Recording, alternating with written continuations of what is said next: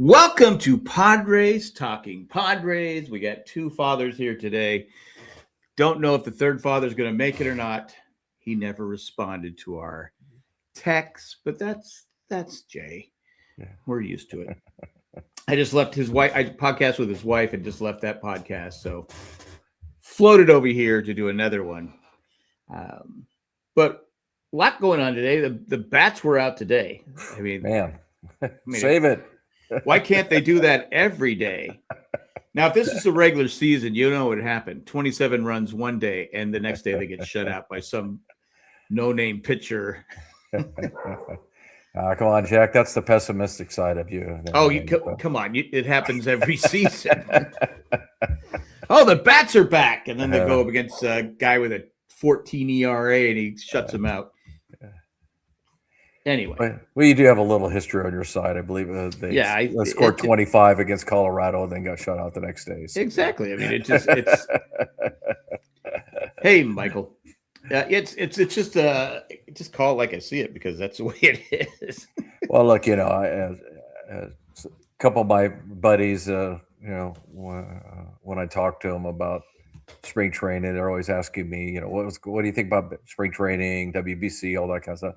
I said, look, forever and ever, the only reason I ever listened to spring training was when I was out in the field working and I, put the radio set on, so to speak. But, look, it's needed, right? It's football's got it. Basketball's got it.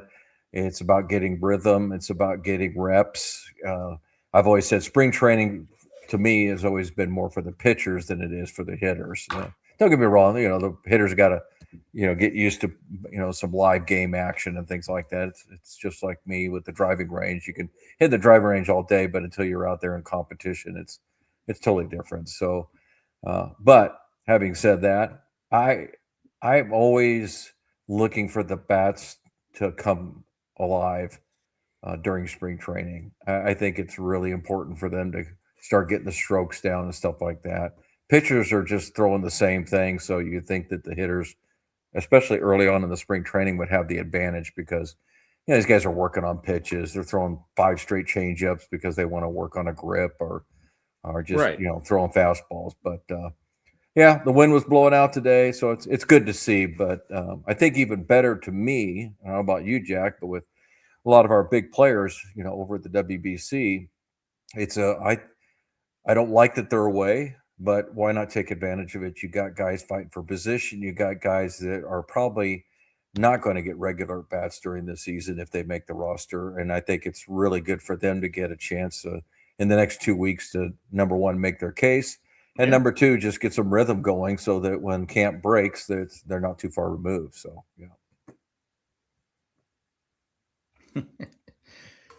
Just reading what Michael said. Yeah.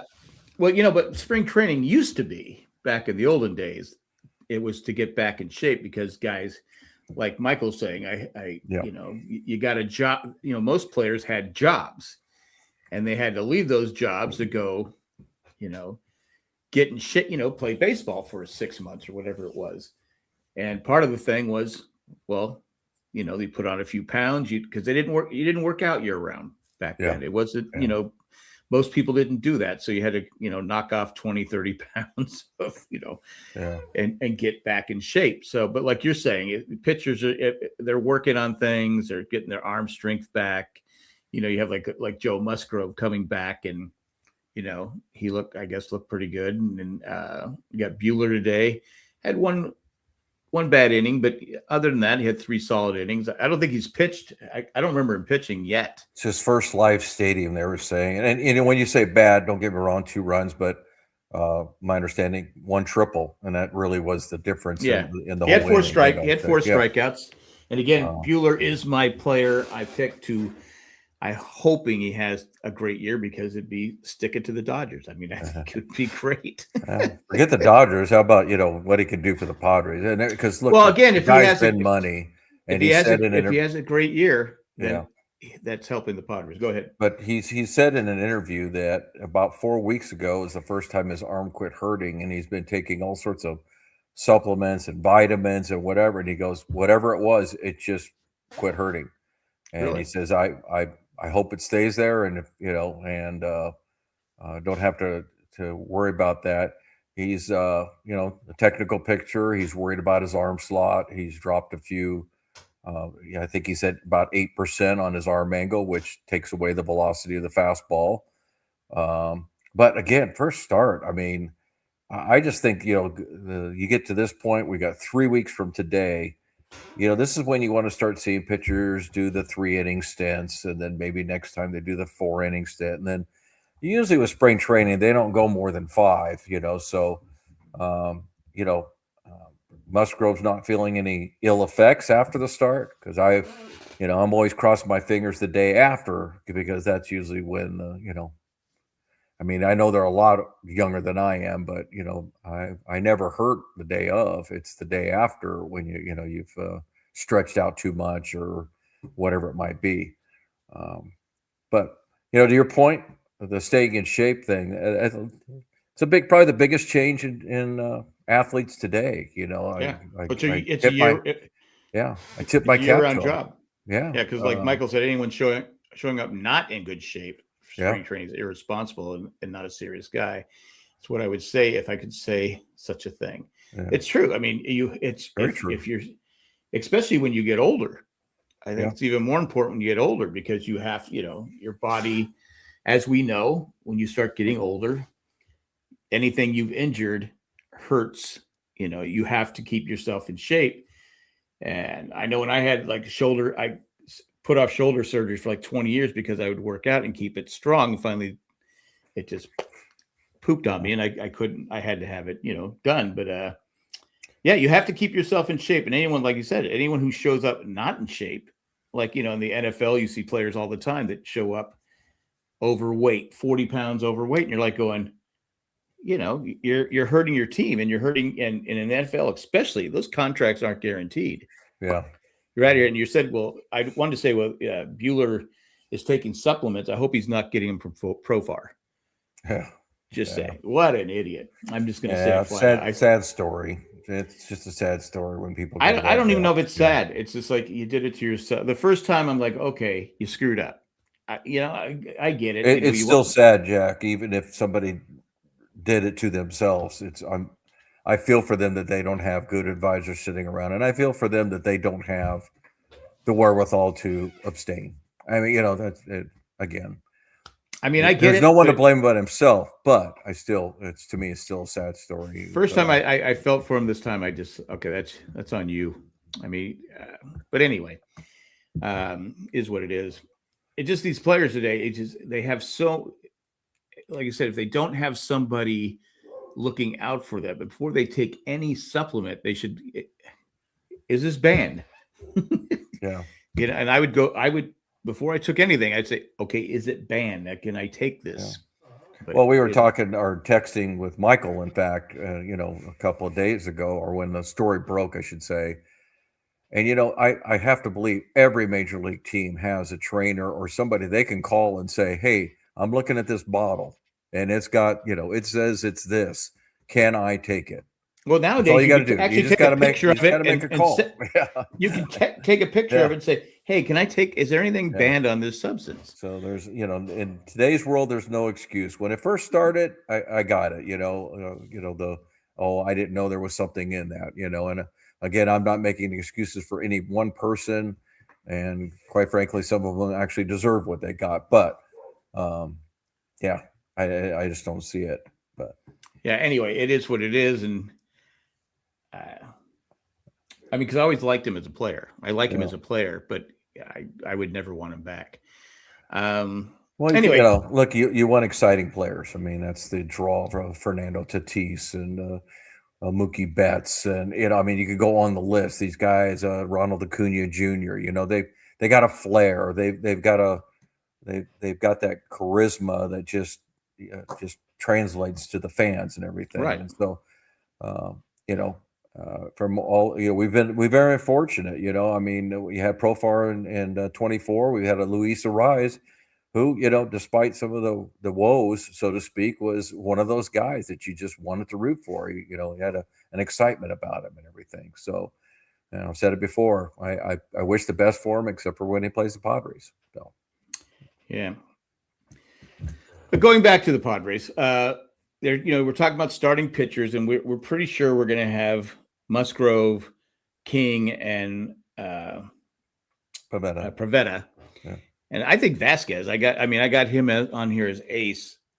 His fastball's up to 96 miles an hour, which is not great. It's funny that 96 miles an hour is not great, but he has other pitches, and I think he should be. People are saying, should he be number 4? I go, well, who else is number 4 over him? Yeah, I don't think it really matters when you talk about most staffs 4 and 5. It's kind of interchangeable. Does it really matter? I mean, to me. Well, some people are saying put him in long relief. I go, what are we talking about here? Yeah. Well, and a lot of it's the development of the guys we have. So, let's kind of go through them. To me, Vasquez, you're right. The velo's up, and it seems like he's maturing. He matured more last year.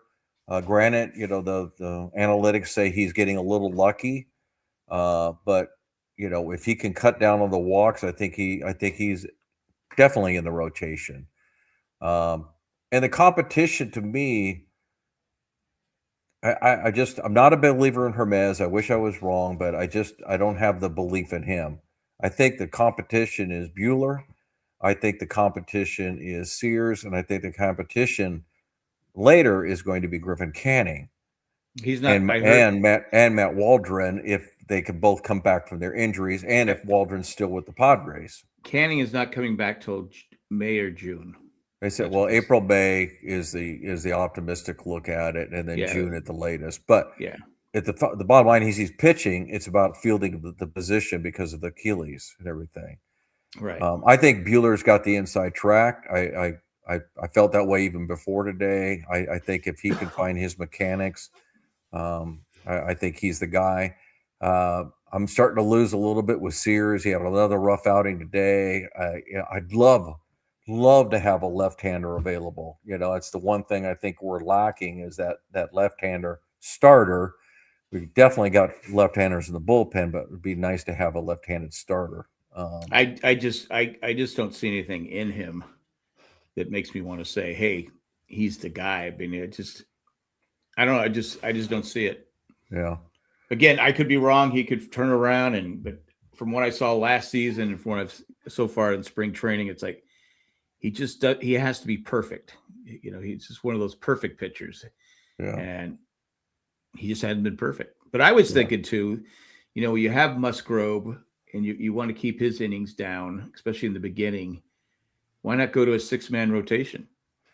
Well, there's so many days off to start the calendar. So that's actually been brought up a lot. But in April, they've got like 5 or 6 days off already. Oh, do they? Okay. So I think that would contradict what you want to do. I think with Musgrove, and this is just my opinion. This is why it's Padres talking Padres. Just my opinion is, I think that what they're talking about is resting him towards the middle of the season. I don't think they're going to stop him right off the bat and say, "Oh, well, you can't go out there more than 5 innings." Right. I think they're going to take it as they come along, and they're going to look for opportunities to bring up the 6th starter. I just truly believe that when you get to like May, June, July, you get around, like a all-star break or something like that. We're going to say, hey, Joe, we're just going to take you off, for the next 2 weeks and give you a little refresh, kind of thing.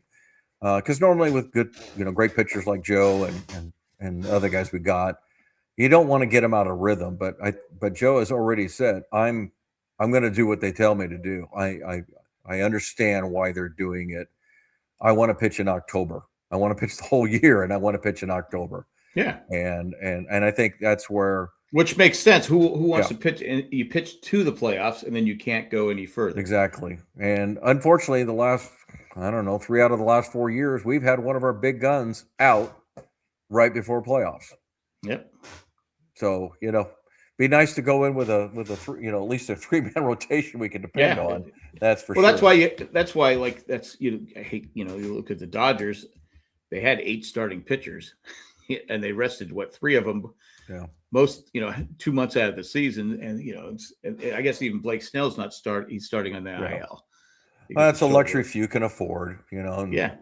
And it is what it is and all that. But I was listening to a media outlet that put the Padres as the number 12 team in the Major League Baseball. And the big difference with them is, look, the lineup needs to slug, and we knew that. I mean, the difference between 2 years ago and last year was night and day. And it's fairly much the same players. It just the slug went away. Whether that was the hitting philosophy of Victor Rodriguez or because we had some guys with injuries or whatever it might be. The bottom line is it dropped off a lot. We talked about that core four. Bogarts, Merrill, Tatis, and Machado really need to come through. But I also think that the power is going to come back because you got guys like Castellano and Sheets and Lariano, from the beginning of the year. Right. I think that's going to make a difference too. The other thing is, and what they pointed out most poignantly was the starting rotation. It's like, if they get injuries, meaning the Padres, where are they going to go? And I have to agree with them. I mean, I like these signings, but I have to agree with them. I can't argue with it. It's like the biggest question mark is the starting pitching. Can King pitch a whole season? Yeah. I mean, he couldn't do it last season. Can Pivetta be the pitcher he was last season? Yeah. I mean, there's some big question marks. I mean, to me, the offense should be good. I like what they're doing. I think they have depth, and they should have more power this year. But the bullpen is money. The bullpen it just has so many people. I mean, there's going to be people. There's people pitching this spring that are having great springs. They're going to get cut or sent back down to the minors because there's no room. But I think the overlying unless there's a trade for a starting pitcher. Yeah. I think the overlying question, or to me, is you've got basically, in a lot of ways, the same team you had last year. I mean, you lost Cease, so now you get Musgrove back. So, you kind of look at that and go, okay, well, let's just swap in one for another. And we could debate Cease versus Musgrove all day long. And, one day it might be Cease, one day it might be Musgrove. I prefer Musgrove. That's just me. I would take a healthy Musgrove over Cease. Yeah, and the bullpen, virtually the same. They lost Suarez, but we all knew when they traded for Miller, it's like, okay, Miller's going to be the guy. We still have Morejon and Estrada and Morgan and, Bradley Rodriguez, who probably won't even make the team, so we got depth there. And the players, it's like you got a little bit of difference, but I think that's what the naysayers are looking at. And I can't blame them. It's up to the core. I really believe that. It's up to the core. I think all the outliers besides that is not nearly the difference is having the core four actually perform. And like I said, I've kind of mentally written it down. Those four need to hit 100 home runs. They got to hit 100. Also, Merrill has to stay healthy. Yeah, but I'm not.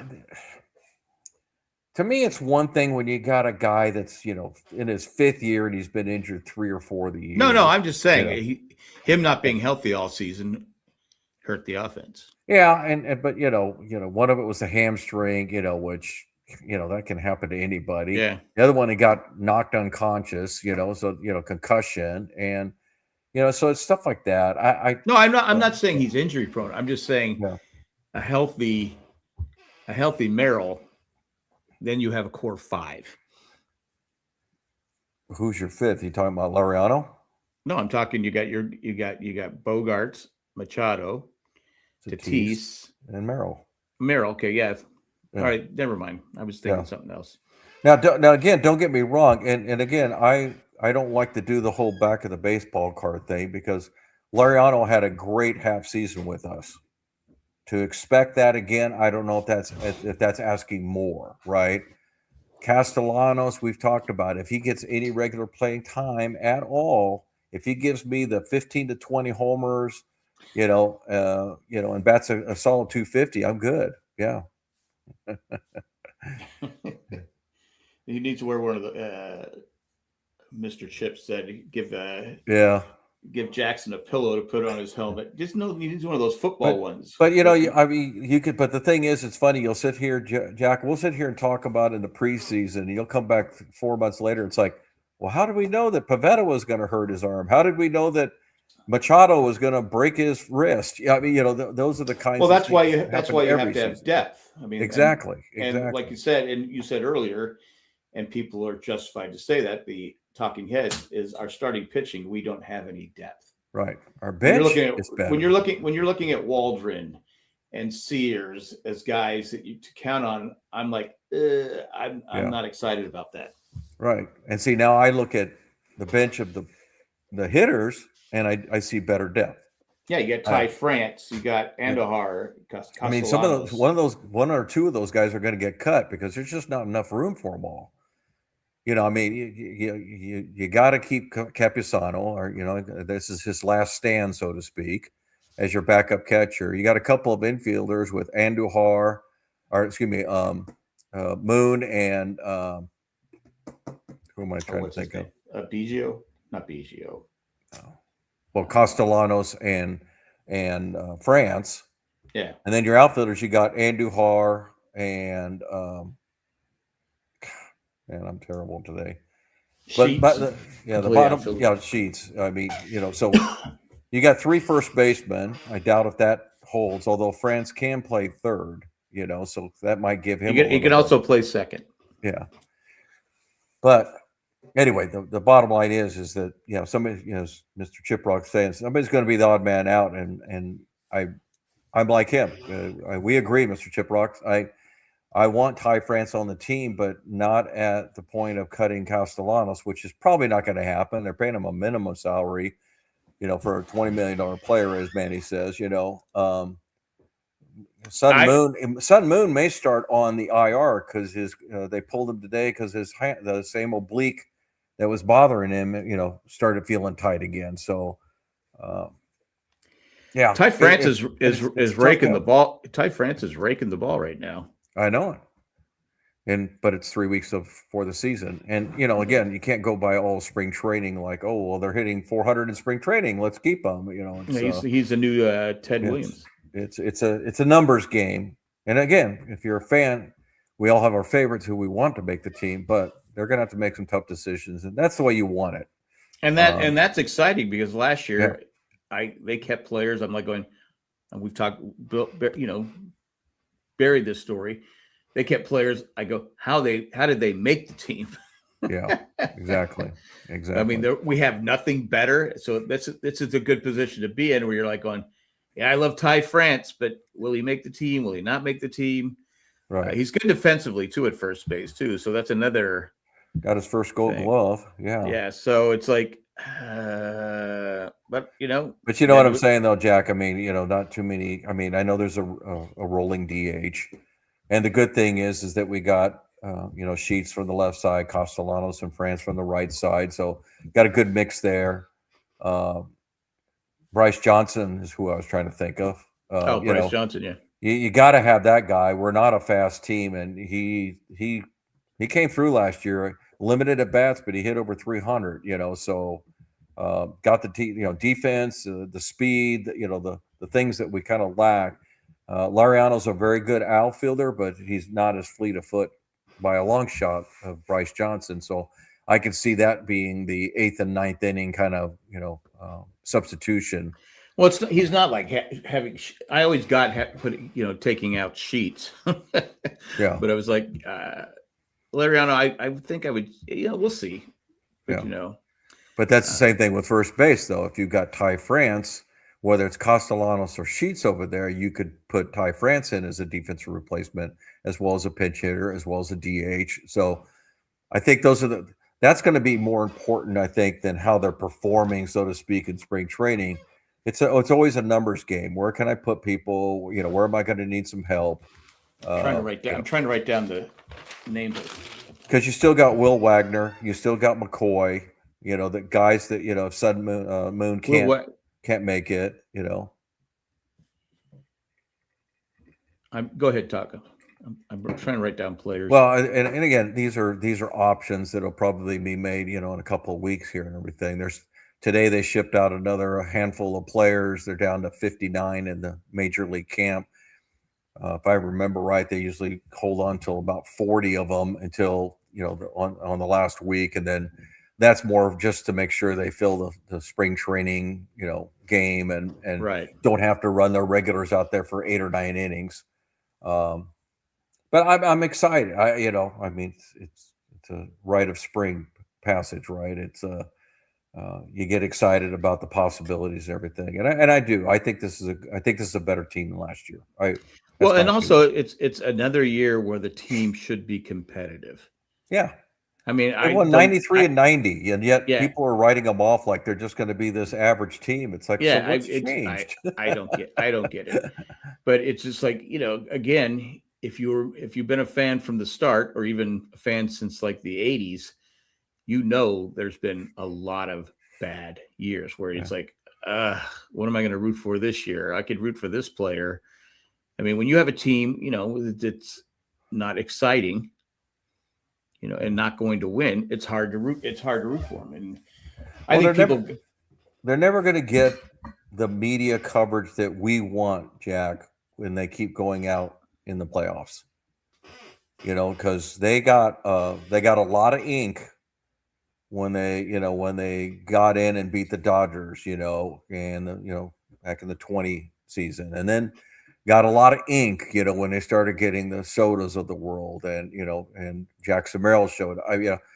But when you take last year and you look at it, they start saying, "Is this really that good of a team?" 3 and out, boom, gone. I think a lot of it too. You can't help it. We think about it all the time. We're in the same division as the Dodgers. Yeah. So how highly can you think of other teams in the division, knowing that you got to get past the Dodgers? And it's not just that, and this is my bemoaning, that we're in the same division as the Dodgers. So people outside the Western Division don't understand the unfairness of the system, because you're not in the same division as the Dodgers. So you have a path to win your division a lot easier than our path. Well, it's like teams that, if you're in the American League East with Toronto spending $300 million and the Yankees and the Red Sox spend a lot of money, and you're the Tampa Bay Rays, you're like going, huh? Yeah. Good luck. They did it for years. I give them credit, but did it for years. But but then if they could have spent money, yeah, they probably would have won some World Series. But that's you look at other divisions and you go, man, I'm not trying to say too much about it, because Milwaukee Brewers are very good now, but there was years where it's like, okay, just be like a 5 games above 500 team and you win your division. So again, this is a team that's won 93 and 90 games and has not won a division. So, it's tough. It's going to be tough. And I think that's why a lot of people kind of put our odds so low. Now, the one angst I have is when you see odds makers putting us behind the Giants and the Diamondbacks. I don't get that. I just scratch my head. I mean, you can say whichever you want. If there's a giant podcast out there and you think the Padres suck, you got just as much right to say that as we say for them. But I just don't see it. I don't see the Diamondbacks, especially the Diamondbacks now. Carroll, whether he's going to be with them or right away. But they lost Suarez, and they lost Naylor. Yeah, and they lost Gallen, right? Did they sign Gallen? I can't remember. Gallen came back. Okay, so Maryland, Kelly, Zach and Gallen's down to a 1-year contract. Okay, but yeah, they're so we'll see. I mean, again, I'm not sitting here saying, oh, we're just gonna shove those guys around and everything. I just don't see why there's elevated odds for them to win it versus us. But again, that's just me. But they did you see what Merrill Kelly said? He said he had a 3-year contract, but he didn't sign because he didn't want to pay the taxes in California. And I go, don't blame him. I live here. And plus living in San Diego is probably a lot more expensive than living. Was it Phoenix they're at? I mean, Phoenix is probably in Arizona, probably expensive, but it's getting there. But the taxes. My wife and I went to the game there last year.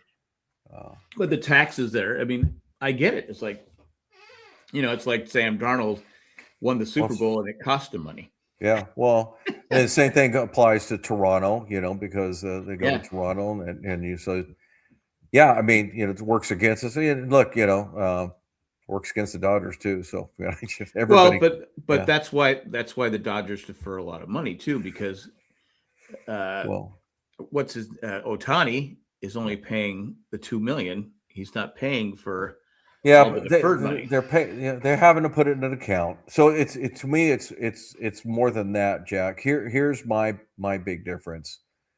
Kyle Tucker signed the 3-year deal with a player option at the end of the first one. They didn't defer the money, but they gave the signing bonus to him, but that gets taxed in Florida. Whoops, no state tax. Right. So when they gave him 68 million of the 70 million, he's only going to get taxed in California for the 2 million. Right. So, well, That's that in every state that they go to, because anytime you play or stay in a state, then you pay taxes on it. But the point being that 68 million is being paid as a signing bonus. Now, why is that, important? Well, the Dodgers got $68 million laying around where they can just say, oh, we'll give you 68 million. And again, I'm not just talking about the Padres. There are many teams that do not have 68 million where they can just say, oh, we'll just write you a check. So therein is the unfair advantage. Yeah, there's a lot of things, and it's because people go, well, the Dodgers have the same problem. No, they don't. No. They're able to get around it, but living in LA though is expensive. I will give them that. But living in San Diego, they can have it. Is expensive. I wouldn't. You couldn't pay me to live in LA. I'm not being bitter. My youngest son lives up there. Yeah, I can't believe it. Sorry. Yeah. Traffic. Okay, so let's talk. I'd like to hear your vision of the lineup as you see it, Jack. Well, obviously, you're give me a lefty righty. Your catcher's Fermin, right? So I would go Bogarts number 1. I just think he's a good number 1 hitter. My number 2 would be Merrill. I don't know why I'm writing this down, but I'm writing it down. My number 3 would be Manny. 4 would be, actually, you know what?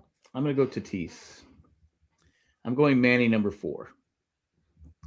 Number 5, got to go with Lariano. 6. Well, it depends on who's pitching. Could be Sheets, could be Castellanos. 7, 8, 9. My 9th hitter is going to be Jake Cronenworth. 8 is Fermin. 7. What am I at here? I got 7. Got the whole outfield. I got second base. Down to DH now. Yeah, DH and first base, right? Yeah. So it'd be it could be Andujar, Sheets, Castellanos, France if he makes the team. But that would be my top 5 and my bottom 2, and then I would put the DH first basemans in with the 6th and 7th. And if someone comes out hitting, say Lariano comes out struggling, but Castellanos starts out, then you move him behind Manny. Yeah. Just depends. Interesting. So number 1, you're going with the Bogarts because you've seen it, you like it. I like Bogarts I think he's a smart hitter, and he's starting to get the, he's starting to get the Boston Fenway Park out of his system and learning how to hit at Petco. Merrill is Merrill.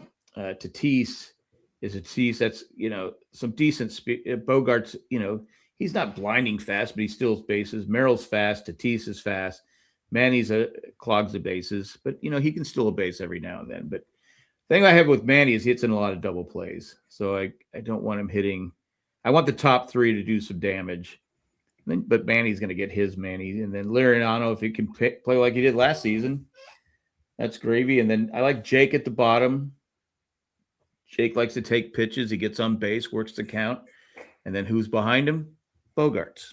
Yeah. So Bogarts. And the only thing about your lineup, and I know you get adjusted everything, is having that many right-handers in a row. When you had, Tatis, Machado, Lariano, that's 3 in a row, and I always think that's dangerous. But Yeah, I It mean, could. I like Bogey at the top. I was crying for it last year. Didn't get my way. Um, I know that Tatis and Machado have been very, I don't want to say outspoken, but they've talked about wanting to hit next to each other, and I have to disagree. I think I like Bogarts. I like Tatis second. I like Merrill in the middle at third, and then Machado at fourth. I like the separation of the righty lefty. I also think that having the lefty, they can't just bring in a righty for two or three hitters, even if it's just two. And again, these are the guys that are going to play every day, lefty or righty. So it's not that so much. I think you're always concerned about that when you get the guys like a Castellano or you get a Jake Cronenworth and things like that. I actually like Jake in five because Jake's got some power, and again, it's a lefty behind. It keeps the lefty righty thing going, and then Lariano's six, Castellanos seven, and again, to your point, if it's a righty, then okay, instead of Castellanos, it's Sheets, there. And then my DH, whether it's Andujar, whether it's Castellanos or France or whoever, and I still like Fermin at catcher at 9. I don't think hiding him at 8, my personal opinion, is going to change a whole lot. Well, I'm not hiding him. I think he's going to be a solid hitter. He's I do too, but I don't think putting him 8th instead of 9th is going to change a lot on the base pass. I don't think that's. But I don't no matter like where Jake you put hitting, him, he's going to be in front of somebody. And I Jake's like Jake. too. Jake's one of my favorite players of the team. But if I'm a pitcher and I got do I have Manny Machado or do I pitch around him to get to Jake Cronenworth? I'm going after Jake Cronenworth. Right. He doesn't. Well, and the good thing about your lineup is when you turn it over, you're going back to lefty, righty, right. Lefty, righty, lefty, righty. Yeah. And again, we all know that there always has to be at least one place in the lineup where there's consecutive right or left. You can't do it with 9 guys. But so I think we both agree on Bogey. I kind of held back to when we had Soto, and I'm sure you remember. We discussed it, and how many people wrote articles about the 4, the Soto, the Machado, the Bogarts, and the Manny, and which one was the best way to do it and everything. And I think I remember stating at the time, it's like, does it really matter? Like, should it really matter? I mean, when you got 4 hitters like that, I kind of feel the same way with this, and hopefully, because I was under the impression, and I could be wrong, but I was in the impression that Fernando wanted to hit leadoff last year. He did. But in hearing him talk, I'm not sure if he wasn't towing the company line for Schilt. And I'm not saying Schilt was doing anything bad or anything like that, but I think that was the kind of mature thing for Tatis to say was, I want to hit leadoff. But he's saying, I don't care where I hit, but I love hitting cleanup. So again, I have no problem with him hitting cleanup either. Yeah. But again, you could talk about protection, and maybe that's the hard part about this lineup. And this is where we'll go back to it. The core 4 is the core 4. These guys in the back of them are going to have to provide the protection. The Larianos, the Castellanos, the Jake Cronenworths, they're the ones that are going to have to protect that part of the lineup, because no matter who you hit 4th of the big 4, they're not going to have the protection of the other 3. They're going to have to lean on somebody further down the lineup. I would honestly put Jackson at 4th, but then again, now you run into the righty. Yeah. And I don't like that. I just think Merrill's a great number 2 hitter. I'm obviously a big fan of Merrill. Again, like I said, you could put Manny 3rd, 4th, Tatis. Like I said, it really doesn't matter that much to me. I just think Tatis would get more at bats hitting 3rd than he would at 4th. I think it's like 60 at bats more hitting. I forget the statistic, but I saw it out there somewhere. Some would call that the argument for Bogarts hitting 4th, because now what you're saying is very true. Whether it's 30 at bats, 50 at bats, whatever it might be, you're taking those away from Manny and Fernando. Yeah. So who do you want those 30 extra at bats to go to? Is but it we one don't of have those it.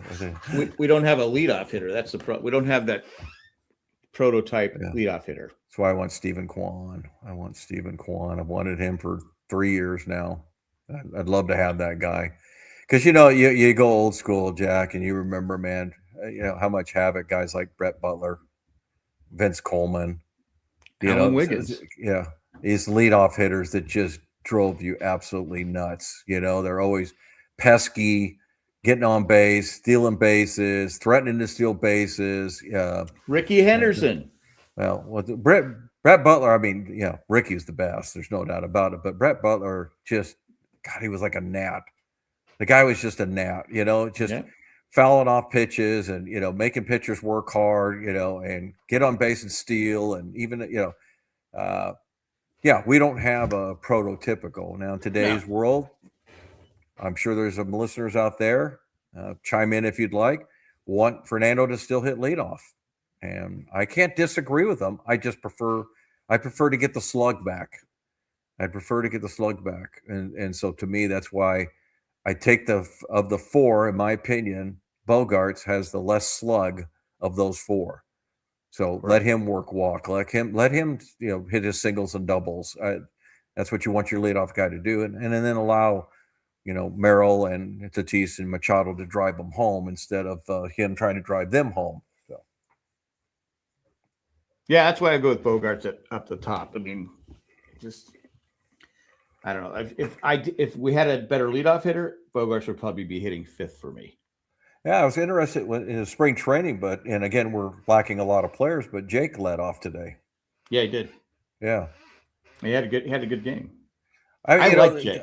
Well, I do too, but he's a lot of swing and miss. I mean, Jake's got strikeouts, so not necessarily what you want out of your leadoff guy. But having said that, Fernando swings and misses a lot too. So I think where Fernando really impressed me last year is he embraced the leadoff. He drew many more walks than he usually does. He scored 111 runs or something like that. Yeah, I mean, something like that. 109, 111. Yeah. Like that. Yeah, at least we have options. I mean, it's nice to have options. And again, there could be a trade. Who knows? Yeah, I don't believe there's going to be a trade for a starting pitcher. I really don't. The rumor I heard, well, not rumor, but the name that I hear that's still out there is Giolito has still not signed with anybody. From Boston?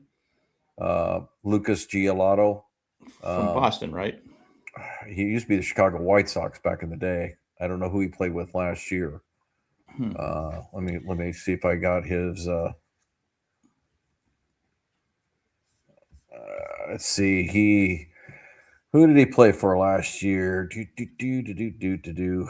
Red Sox. Well, he never pitched. He hasn't pitched since 2020. Oh, that's his hitting stats.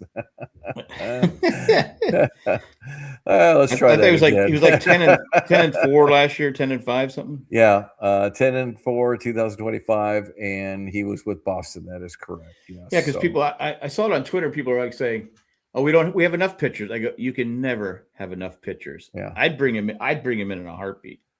So he's he's older. What is he? He is 31. Be 32 real soon here, but he has not had much going at all since 2021. He's been really bad, in fact, since 2021. Well, he was 10-4 last year. With what was his ERA?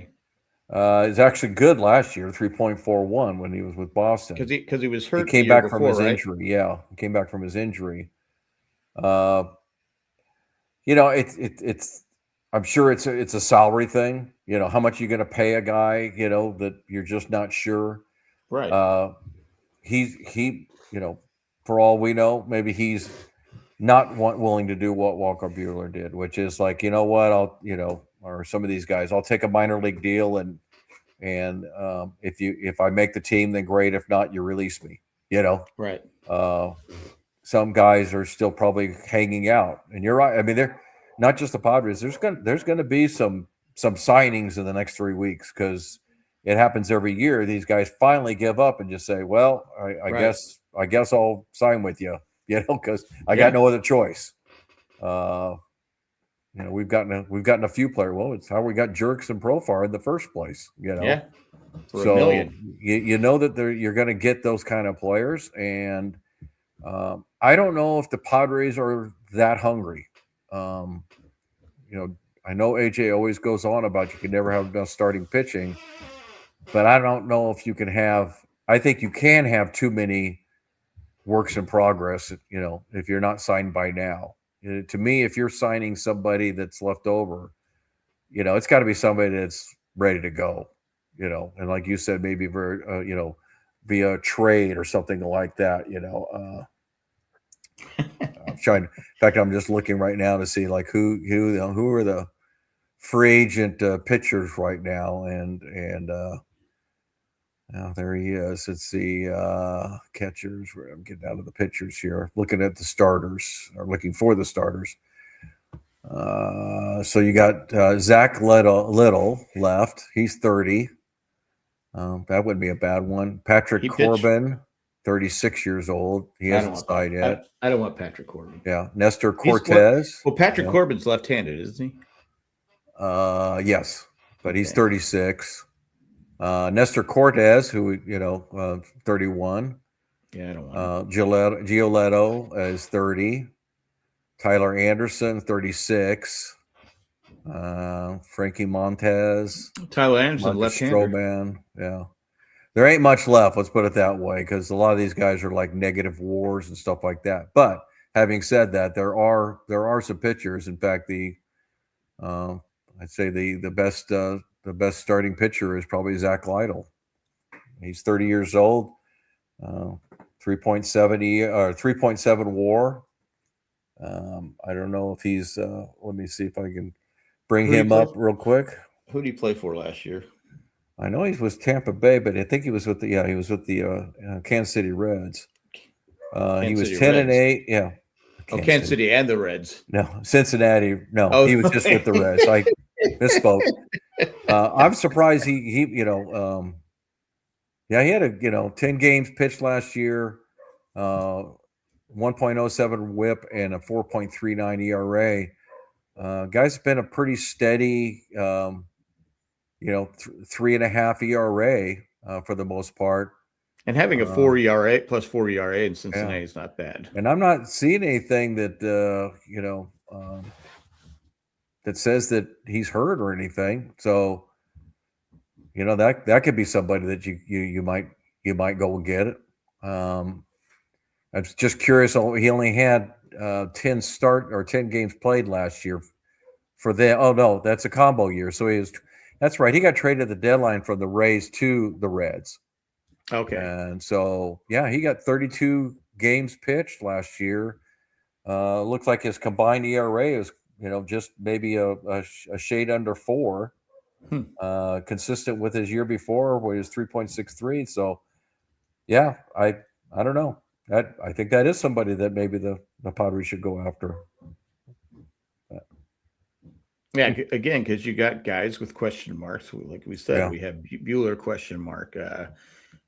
King is a question. If King's healthy, he's our best pitcher. Yeah, but a lot of it might be with what's he asking for? Right. If he might be, and he's refusing to. Let's see. Budge. Last year, 2024, he made 1.85. Now, what I'm assuming is that probably was, let's see, well, he's been in since 2018. That might have been his last year of arbitration. Okay. That's what I would guess. So that wouldn't surprise me if that was maybe his last year of arbitration. He probably also wants a 3-year deal or something too. Yeah, and again, that's why some of these guys want to hold out. They're going to hold out until they get maybe the one that they like. Mr. Chip says Jake Arrieta is still available. Actually, so I just went to a different site. Last year with the Rays, he made $5.7 million. Wow, for the Rays. So, so that was That was his last year, I believe, of arbitration. So I think he is a complete. Well, I know he is. He's a complete free agent, but he probably is going to have to be wooed, so to speak. So okay. Well, again, like I said, if we could get someone like that, but I really want to see Bueller work out. I just don't believe in Sears. yeah. Again, he's as a Padre. I root for anyone who's a Padre. I say this a billion times, but I just don't see it. But we do need. It would be nice to have a left-hander, but I'm not sacrificing a pitcher because to put Sears out there every fifth day if he can't pitch. Well, we were talking about it earlier, and I did mean to bring it up because I believe that Lydell throws a right-handed. Okay, I'll get off of that then. Because one of the things that crosses my mind is, you sometimes have that long relief guy, and the way that Peralta performed last year kind of took him out of that role. I mean, he had a good year.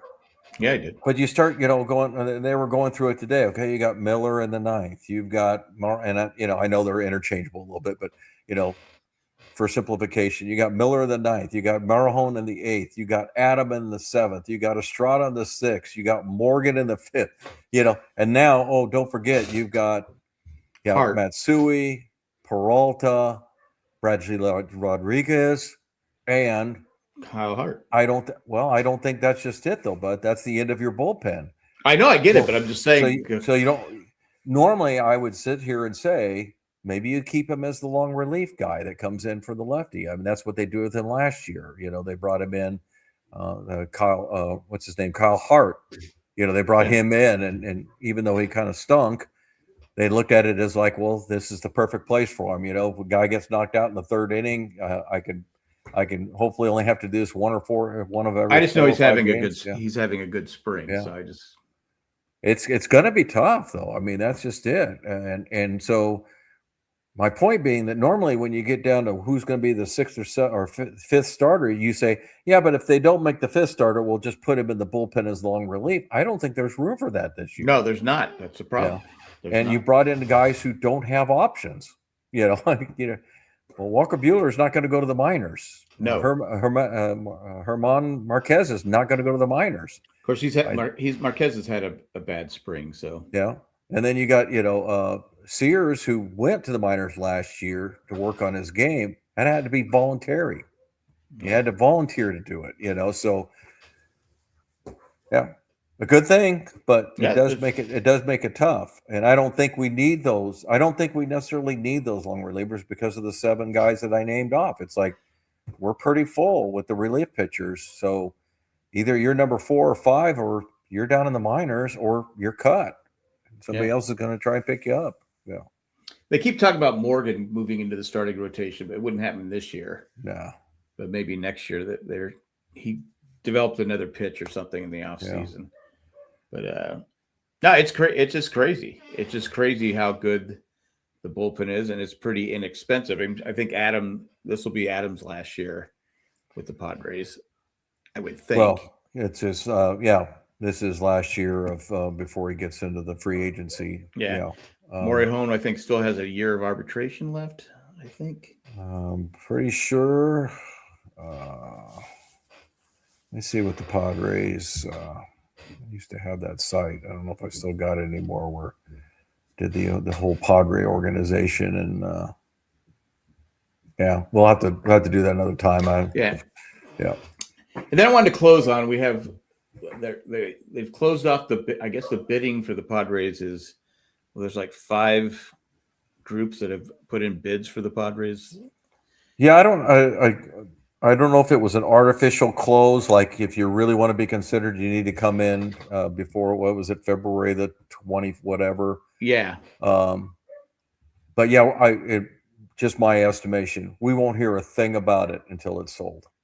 Yeah. We won't hear, these guys got cut. No, because they're basically going to keep all 5 dangling. I don't say dangling because that's just a bad word, but they're going to make them all bid against each other. What are you willing to do? How far are you willing to go?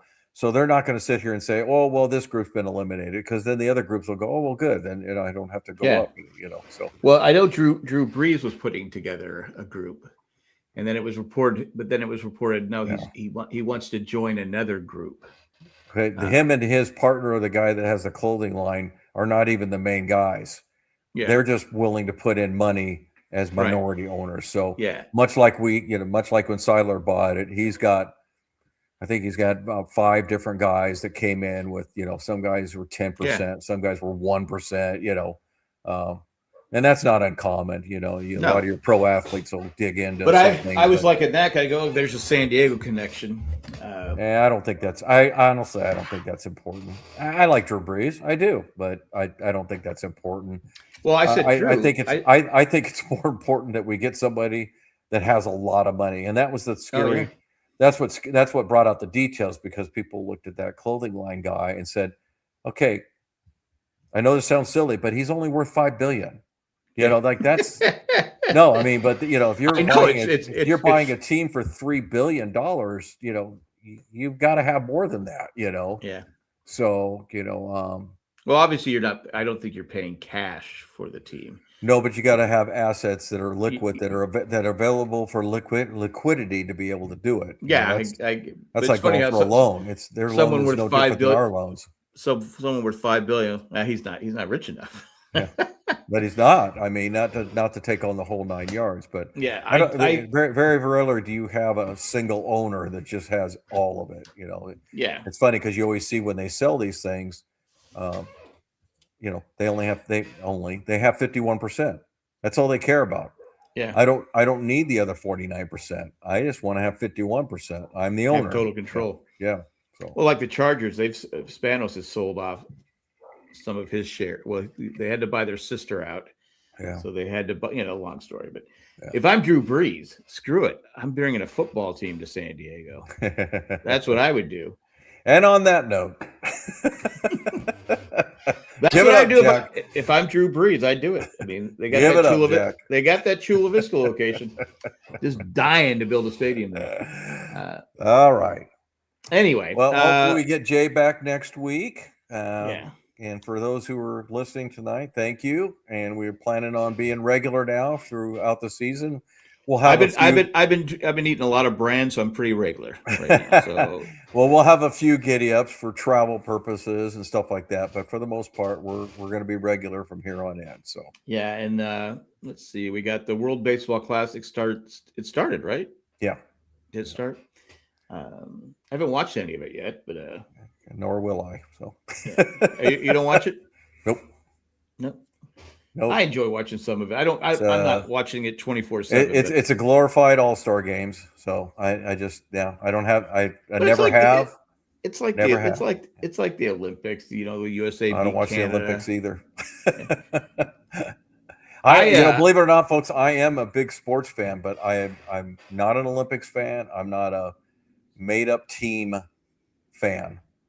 I just when you just make it up, I'll watch the Ryder Cup because I'm a golfer, because I'm interested in golf.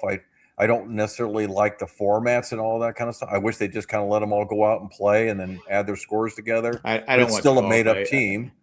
I could watch paint dry and have the same emotion. Yeah. Well, that's the way I feel about All-Star games and. Well, like I said, All-Star game. I rarely watch the All-Star, but the Olympics has never been the same since they let pros in. Yeah. And the Cold War ended. Yeah. Because it's always fun to go against the Eastern Bloc countries. Yeah, Of course, winning the gold in '80 was just amazing. But it was fun winning the gold because people from Canada were so pissed because they were the better team. Yeah. But they didn't win. Like I said, that's just me. That doesn't make me right, but that's my world that I live in. And, my bigger fear is, Jack, and this is why I don't like the WBC, is the Edwin Diaz situation from last time. Well, that's why a lot of players. I mean, you tell me how much would you like the WBC if Fernando Tatis went over and broke his arm? Oh, I would hate it. Yeah. So that's why a lot of players. That's my biggest fear. But you have a lot of players not playing because they couldn't get insurance. Yeah. Because they're of thinking Edwin too. Diaz. I don't want to get hurt. Yeah.